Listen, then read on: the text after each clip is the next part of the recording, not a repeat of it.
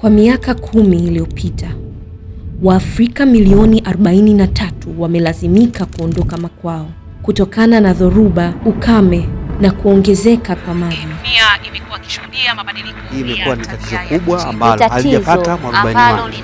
Hapa Tanzania ambapo amani ndiyo nguvu yetu, hata nguvu hiyo hupungua mvua inaponyesha kupita kiasi, ardhi inaponyamaza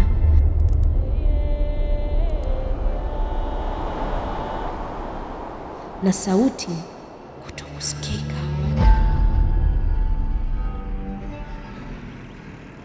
Ninapoona maji, kuna vitu vingi sana vinakuja akilini mwangu. Fikra nyingi, taswira nyingi.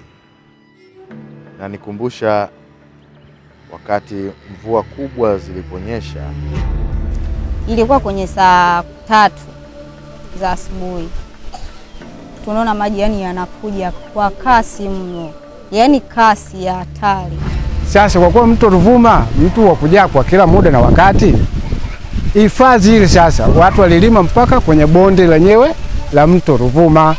Kwa hiyo maji yakija basi ndio yanapekecha mpaka inafikia kupata njia za kuingia hapa kijijini. Mvua zinazotusumbua sio kama zinanyesha hapa, zinanyesha huko. Yalikuwa mengi sana na tumeathirika kwa kiasi cha kutosha wananchi. Athari za mabadiliko ya tabia nchi zinautikisa ulimwengu na Tanzania sio tofauti. Haki Rasilimali ni jukwaa la kiraia linalolenga kushughulikia changamoto za rasilimali na mazingira, huku ikisisitiza ushirikishwaji wa wananchi katika kukabiliana na mabadiliko ya tabia nchi. Sisi tunaamini katika haki za rasilimali, na ndiyo jina ambalo tunalo linapotoka kwamba haki rasilimali. Kila Mtanzania ana haki ya kufaidika na kuzitumia rasilimali za Tanzania. Migogoro mingi katika nchi zenye rasilimali imetokana na watu wanapoona kwamba hawanufaiki au kufaidika na rasilimali walizonazo. Na kwa sababu hiyo basi sisi kama haki rasilimali tunaamini wananchi wanapopata haki ya kushiriki katika kufanya maamuzi, haki ya kuweza kujitafutia riziki kupitia rasilimali tulizonazo, inawapa fursa ya kuona ni sehemu ya mchakato wa maendeleo wa nchi. Hivyo pia huweza kupunguza migogoro. Sababu hasa zinazotokea kukata miti, kuchimba michanga, kilimo holela, vitu vyote hivi vimekuwa ni sababu ya kutokuelewana na kuona wanajamii wameshindwa kupewa msaada stahiki na kirasilimali. Tukaona ipo haja ya kuunganisha jitihada za pamoja, kwa maana wanajamii na hata viongozi wa serikali kuweza kutunza mazingira kwa ajili ya kuhakikisha athari za mabadiliko ya tabia nchi haziwezi kuwa kubwa kiasi cha kusababisha matokeo hasi kwa wanajamii. Sehemu moja wapo ya kukabiliana na migogoro, kukabiliana na tofauti hizo, ni kuelewa ni namna gani ya kutawala rasilimali zao bora, ikiwemo vyanzo vya maji. Tunaamini itapunguza migogoro, lakini pia ndio sehemu ya daraja la amani yenyewe, kwamba elimu tunayowapa ndio chanzo na ndio daraja la kuweza kuhama kutoka katika migogoro kupita katika daraja la amani na kuwa na jamii stakimilivu.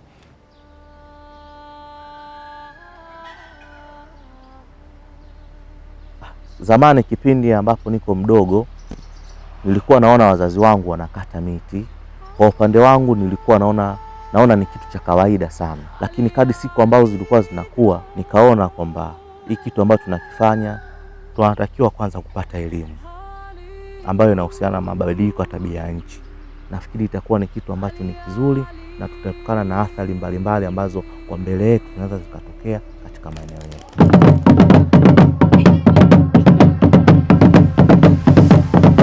Ili kutekeleza lengo la mradi wa daraja la amani, sisi kama haki rasilimali tumeweza kufanya shughuli mbalimbali, ikiwemo kutoa mafunzo kwa wadau wa kiserikali, wadau wasiokuwa wa kiserikali, lakini pia na waandishi wa habari. Na pia tumeweza kufanya majadiliano ya kijamii kwa makundi tofauti ikiwemo makundi ya vijana, makundi ya wanawake, makundi ya watu wenye mahitaji maalum.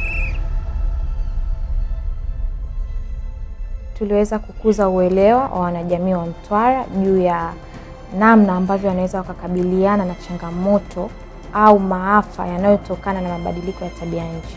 na tuliweza kufanya hivi vyote kwa kutumia njia ya bonanza.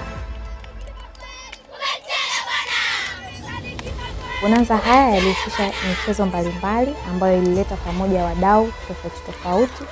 Tulianza kwa uzinduzi wa upandaji miti, ambayo miti ilipandwa sehemu tofauti tofauti ikiwemo mashuleni, pembezoni mwa barabara, vituo vya afya, ofisi za watendaji wa serikali za mitaa na sehemu nyingine. Mazingira, kukabiliana na mabadiliko ya tabia nchi. Miongoni mwa matokeo ya utekelezaji wa mradi wa Daraja la Amani, serikali iliweka mabango ya uelimishaji na kuanzisha miradi mbalimbali ikiwemo ufugaji wa nyuki, utoaji wa mitungi ya gesi mashuleni na kwa mamalishe, pamoja na kuweka mpango kazi wa kuhamisha watu waliokumbwa na mafuriko. Ile mizinga iliyowekwa na halmashauri ya mji Newala ni mizinga 100, na lengo la kuweka hii mizinga ni kuipatia jamii hamasa ya kuachana na shughuli za mkaa na kuinvolve katika shughuli za nini za ufugaji wa nyuki. Kwa hivyo unaweza kuchukua kama ni adaptation of climate change, kwamba unakuwa na shughuli mbadala. Unategemea kilimo kinasombwa na mafuriko.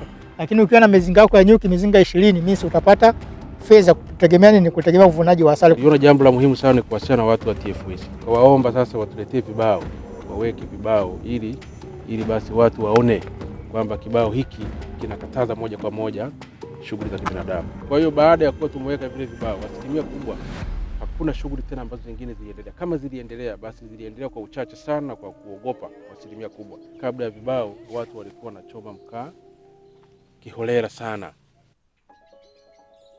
Mwananchi ukimkataza kwamba usifanye, labda usikate misitu au usifanye uharibifu wote kwenye msitu, yaani walikuwa wanashindwa kutuelewa, kwa sababu walikuwa wanaamini kama hao ndio chanzo chao cha mapato. Baada ya kupata hii elimu, hii migogoro kwa sasa hivi haionekani tena.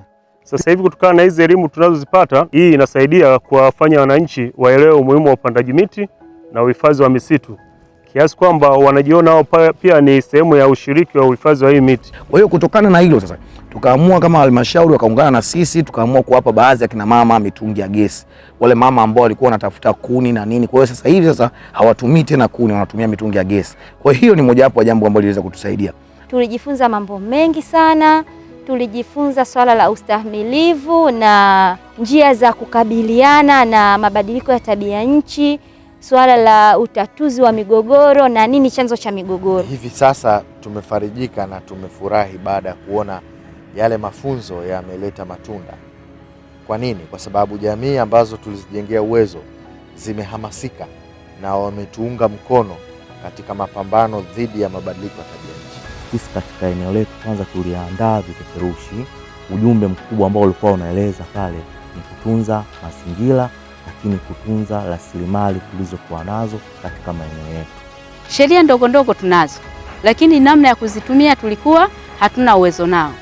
Baada ya Daraja la Amani kutufikia, wametuelewesha namna gani na bora ya kuweza kuitumia hiyo elimu ya kutumia sheria, ambapo kila mtu awe afisa, awe mpita njia, awe mtu yeyote anatakiwa kuzifuata hizo sheria zilizotungwa.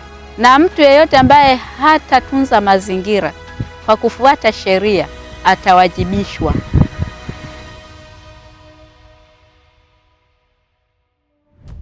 Zile kamati za maafa wakati tumefika zilikuwa hazijui, lakini kwa ujio wa haki rasilimali tumeweza sasa kuzitambulisha na wameweza kuelewa, na sisi pia wametujengea uwezo fulani na kutengeneza trust kwa hizo kata 3. Kwa hiyo hata tukipita wajua kwamba Red Cross wana hiki, Red Cross wana kile, na mafuriko yanayokuja mengi yanaweza kuzuilika kama zile kamati za maafa zingeweza kujitambua.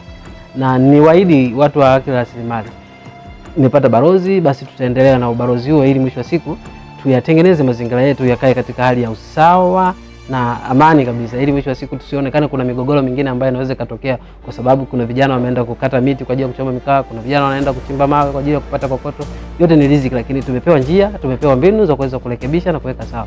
Kwa sisi tuendelee kuwa mabarozi, elimu mliotupa tunaishukuru, tunaendelea kuiboresha pale ambapo tulikuwa tunafanya awali. Kwa hiyo tunawashukuru sana na tunasema asanteni sana. Tunza mazingira.